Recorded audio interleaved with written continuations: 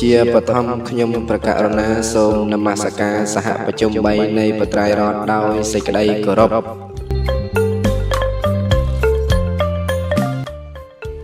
និងសូមធ្វើអភិវឌ្ឍនកិច្ចចំពោះព្រះឧបជា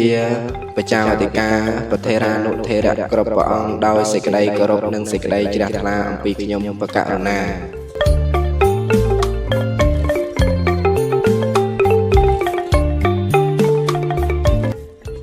សូមចម្រើនពរដល់ញាតិញោមជាពុទ្ធបរិស័ទចិត្តឆ្ងាយឲ្យបានជ្រាបជាដំណឹង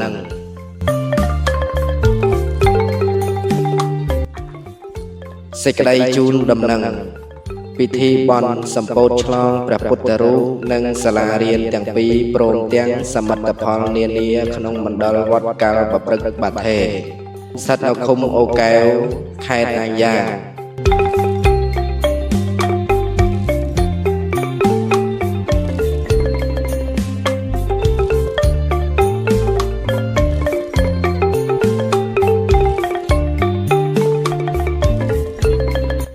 កម្មវិធីប្រារព្ធនៅថ្ងៃទី4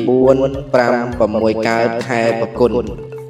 ឆ្នាំម្សាញ់សប្តាហ៍ស័កពុទ្ធសករាជ2569ត្រូវនៅថ្ងៃសុក្រសៅរ៍អាទិត្យ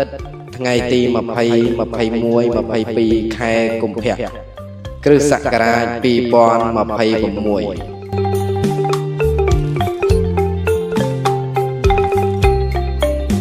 ដូច្នេះហើយសូមប្រគេនដំណឹងនេះដល់ព្រះឧបជាព្រះចៅអធិការប្រកាសណាគ្រប់ព្រះអង្គមួយលើកដោយញាតិញោមជាពុទ្ធបរិស័ទឲ្យបានជ្រាបជាដំណឹង